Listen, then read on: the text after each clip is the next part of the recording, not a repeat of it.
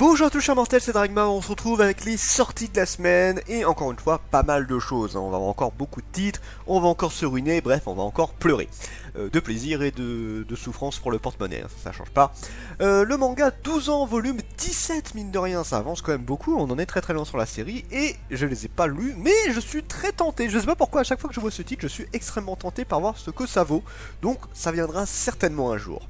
Angel Heart, première saison, volume 12, donc les Angel Heart, malheureusement, je les ai pas encore lus, mais je suis très tenté par cette série-là, hein, ça fait partie des Nicky Larson, tout ça, et ça m'intrigue énormément.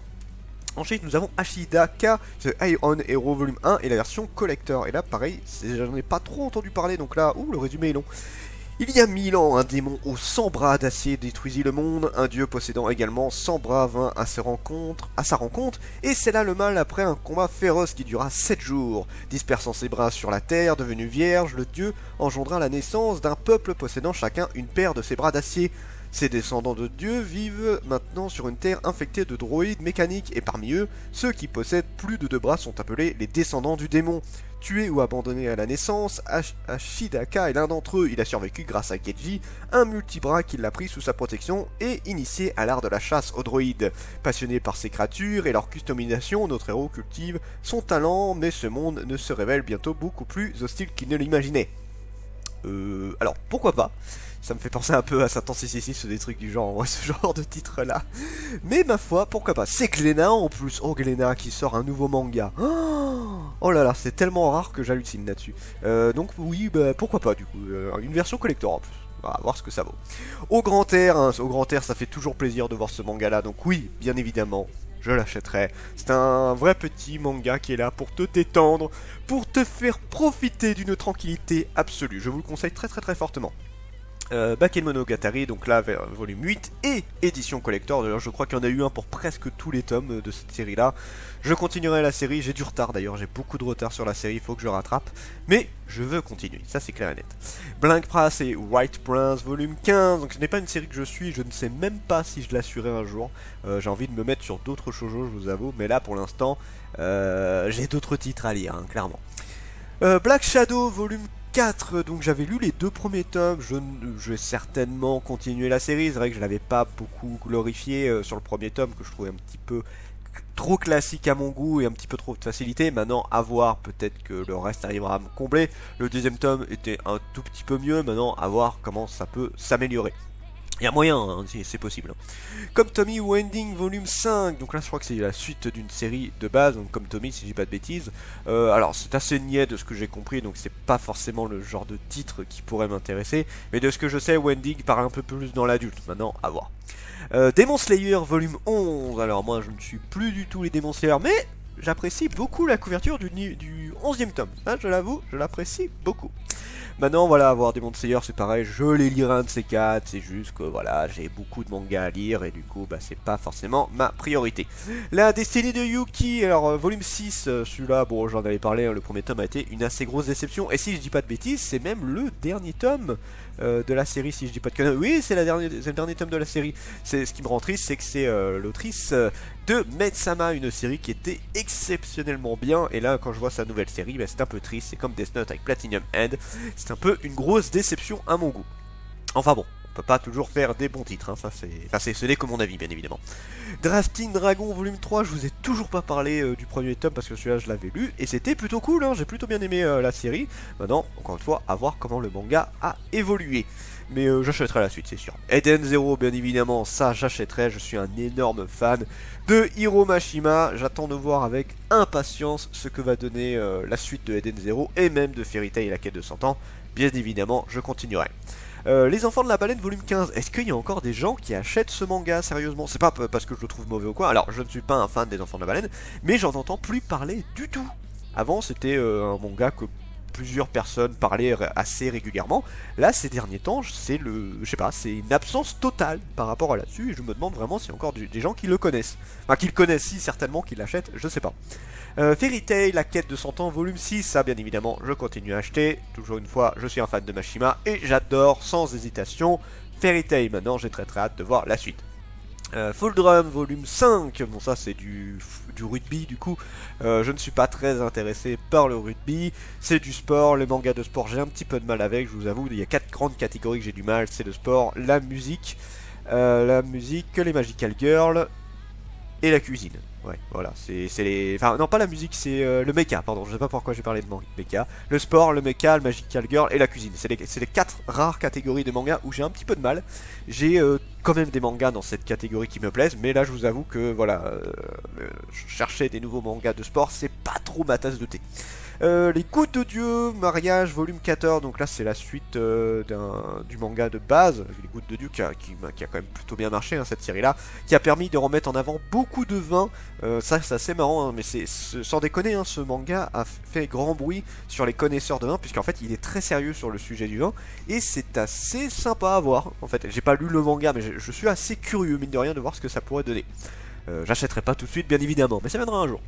Gun Last Order, édition originale, volume 10. Alors moi je n'achèterai pas cette version là parce que c'est des sortes de volumes doubles et je vous avoue que j'ai une grosse préférence pour les éditions classiques. Je n'aime pas trop les rééditions, ça dépend lesquelles, hein. Il y a des éditions qui s'en sortent bien comme l'édition de Full Metal, là c'est une édition vraiment très belle, donc là je peux comprendre. Mais quand c'est juste des volumes doubles ou des trucs un peu plus simples, bah ça m'intéresse pas des masses. Donc là pour l'instant, moi j'ai les guns de base, j'ai même les premiers guns. Maintenant j'aimerais les Last Order, mais les premières éditions, pas la nouvelle. J'appuie là alors que j'ai déjà prévu. Ensuite nous avons Hitman, les coulisses du manga. Et je pense que j'ai très mal géré un truc. Non, c'est bon, non, Hitman, non, c'est bon, j'ai rien dit. C'est moi qui fais n'importe quoi. Cherchez pas, c'est moi, c'est habituel. Hitman, un manga qu'on a entendu beaucoup parler, les coulisses du manga, là on en est à 10 tomes.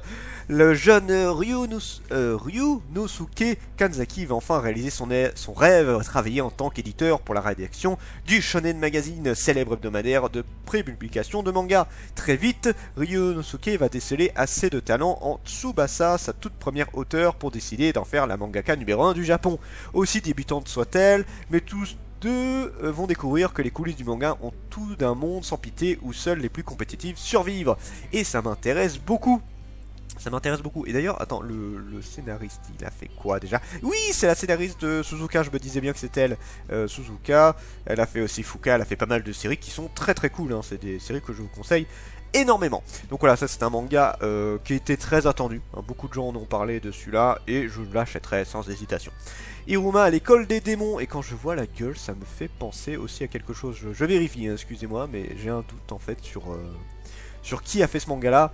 Iruma à l'école, welcome to... Non, mais c'est pas... Non, je m'attendais à... Je sais pas, le dessin me dit quelque chose. Mais c'est pas du tout ça, du coup. Un jour, le jeune Iruma devient bien malgré lui le petit-fils adoptif d'un papy démon excentrique. Une nouvelle vie commence alors pour lui à Babil, une école peuplée de monstres en tout genre où personne n'a jamais vu d'humain, mais tout le monde rêve d'en dévorer un. Et entre les démons qui le défient en duel, les succubes extravagantes et les épreuves scolaires mettant sa vie en péril, Iruma ne pourra compter que sur son atout, sa gentillesse désarmante. Mais comment un humain au bon cœur va-t-il pouvoir survivre dans cet enfer? Une série qui a déjà 18 tomes au Japon, la vache! C'est Nobinobi en plus qui sort ça. Est-ce que c'est vraiment un truc enfantin? Parce que moi déjà quand on me parle de succube, pour moi c'est de base, c'est pas quelque chose de très... Hein, c'est la séduction, le sexe, tout ça, donc je peut-être pas à sexe extrême là, mais possiblement, hein, je sais pas, en tout cas, voilà. Ben, après Nobinomi nous a habitués à quelques titres un peu plus adultes, hein, avec Astra, avec Shine, bref, on a eu quand même quelques bonnes surprises sur Nobinomi. Je ne dis pas que leurs autres titres ne sont pas des bonnes surprises, mais en tout cas, des titres plus adultes, je vous avoue que j'avais pas vu venir, donc Iruma à voir, mais ça m'intrigue beaucoup. Ensuite, nous avons Oasis et l'or, un nouveau titre de Glénat. Encore, mon dieu, c'est une grande découverte tout ça là, Glénat. Ah, vous me surprenez là ces derniers temps, je vous avoue. 1849, l'Irlande est décimée par la grande famine qui a coûté à Amélie et Connor leur famille et leur ferme. Les deux adolescents errent dans les campagnes et fouillent des cadavres pour subsister avec un seul projet en tête, émigrer aux États-Unis d'Amérique et prendre part à la ruée vers l'or en Californie qui vient de commencer. Après les épreuves qu'ils ont endurées et surtout la mort terrible du jeune frère de Connor, il pense ne pouvoir trouver le bonheur qu'en devenant riche à millions et en s'en mettant ainsi à jamais à l'abri du besoin. Parviendront-ils à réaliser ce rêve américain malgré les nombreux obstacles qui se mettent en travers de leur chemin? Et je suis curieux de voir à quoi ça ressemble. Ouais, le style est plutôt pas mal en vrai. Hein. Je suis quand même très intrigué. Je sais pas, c'est vrai que en fait ça me fait marrer quand je vois la couverture, ça me faisait penser un peu à une BD. Je me dis mais attends, c'est un manga ou c'est une BD? Et non, et ben en fait ça m'intrigue beaucoup. Là pour l'instant c'est la sortie qui m'intrigue énormément. Et je pense que c'est celle-là qu'il y a le plus de chances que j'achète, clairement. Piège charnel, volume 3, j'avais plutôt bien aimé le premier tome, même si c'était un petit peu particulier, donc à voir, je pense que je continuerai quand même. Princesse Détective, volume 9, donc ce n'est pas une série qui m'intrigue plus que ça, donc ça, je laisse tomber. Princesse Sarah, volume 13, c'est une BD, ça, on est d'accord. Pourquoi ils mettent une BD sur Manga New? Des fois, ils ont un peu de mal, oui, voilà, c'est une BD, pourquoi ils mettent ça là-dedans? Aucune idée. Prison School, volume 25.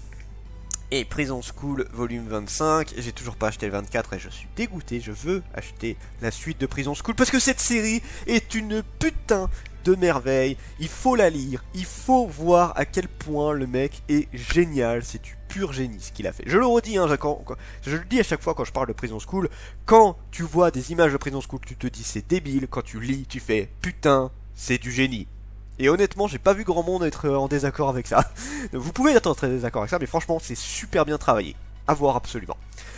Connaught et le monde fantastique, volume 2. Je me rappelle, on en avait parlé très rapidement de Connaught. Je crois que c'est un gros volume, oui, c'est Casterman, voilà, c'est un gros volume qui a été un petit peu apprécié. Il a pas un gros public, mais je sais que certaines personnes avaient plutôt bien aimé cette série-là.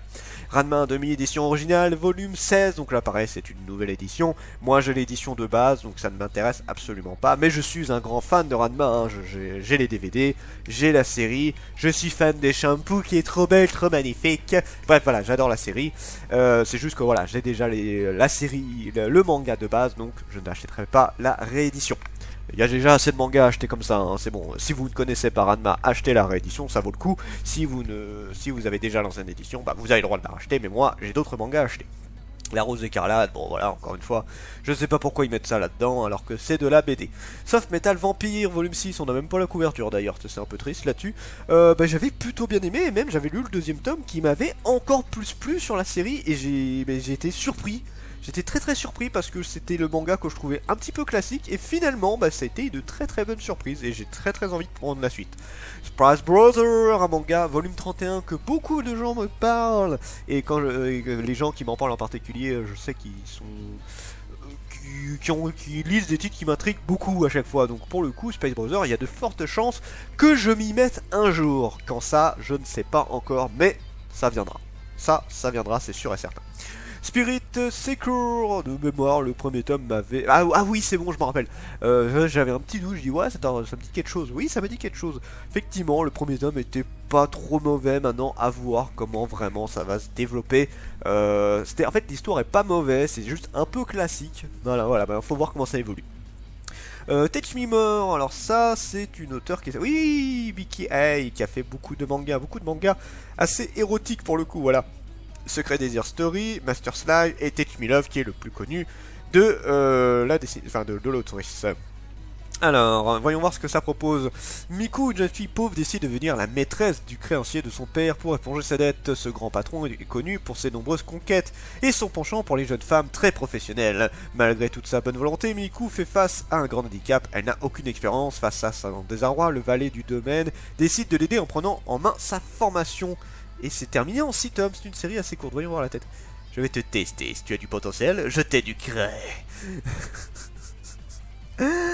Je sens que je vais... Alors, bon, je sais que ça va pas plaire à tout le monde ce genre de manga là, mais je sens que je vais rigoler sur celui-là.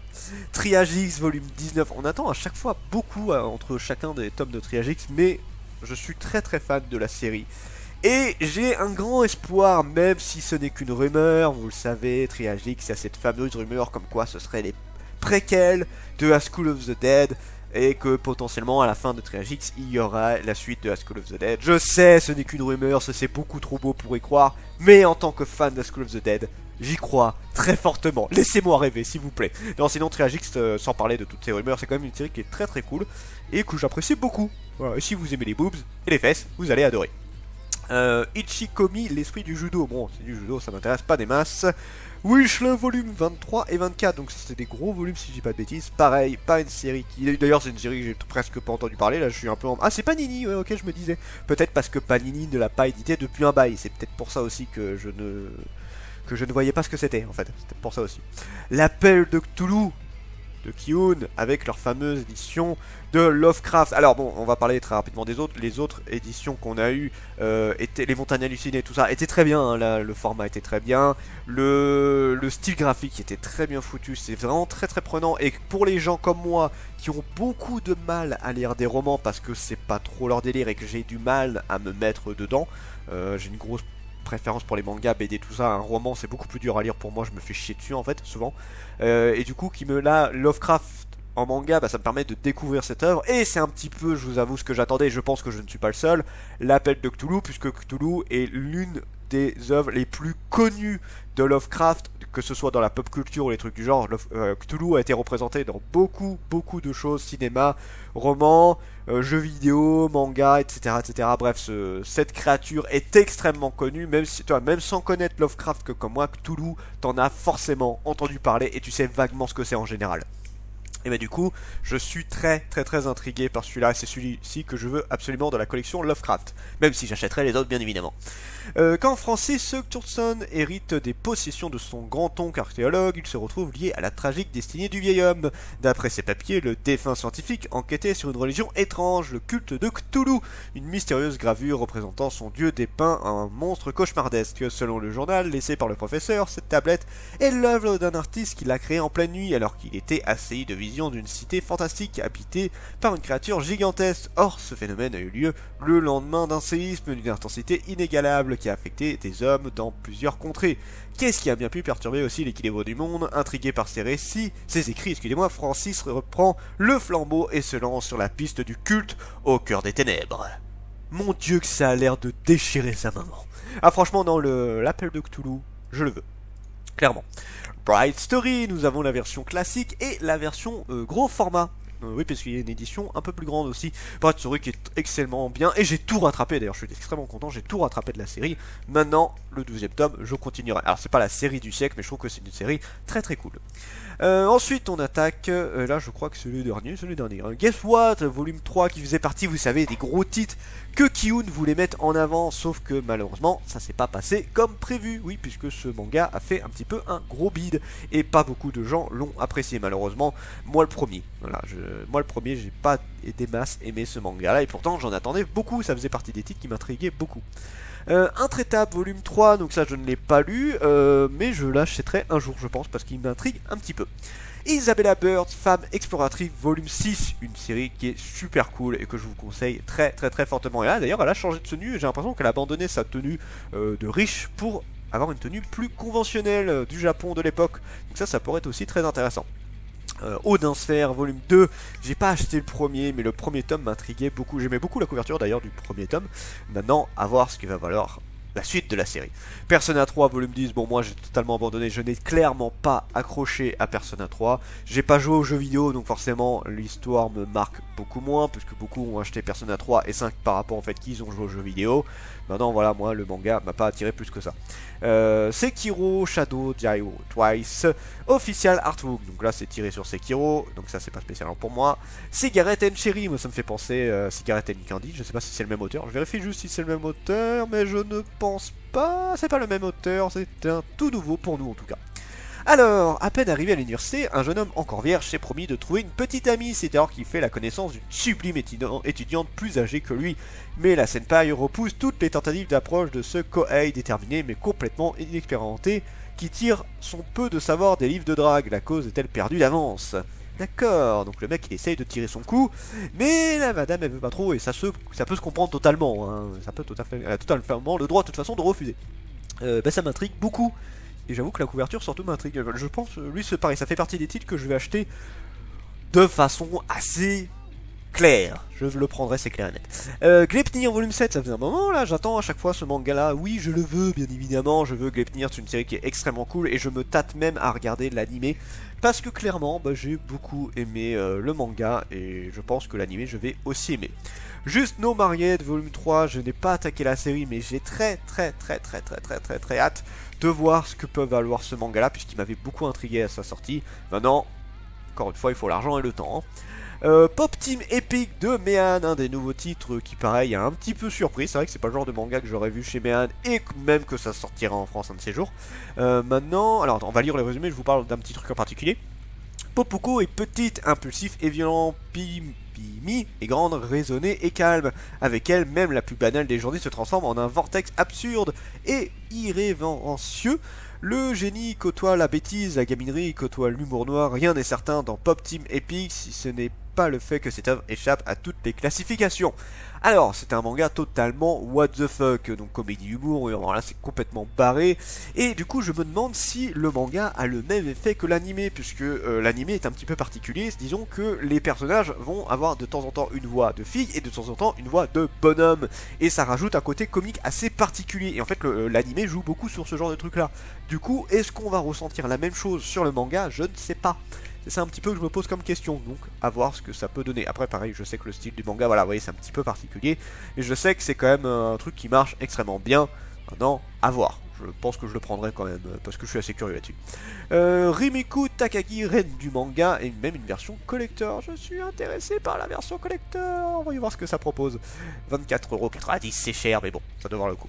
Alors, Ranma, Lamu, Kyoko, Inuyasha, ces personnages mythiques de manga et d'anime, à la fois sexy, drôles et combatifs, ont peuplé rêves et fantasmes de nombreux jeunes japonais, mais aussi de lecteurs et lectrices occidentaux. Eh oui, parce que nous aussi, ils nous ont beaucoup marqué, mine de rien.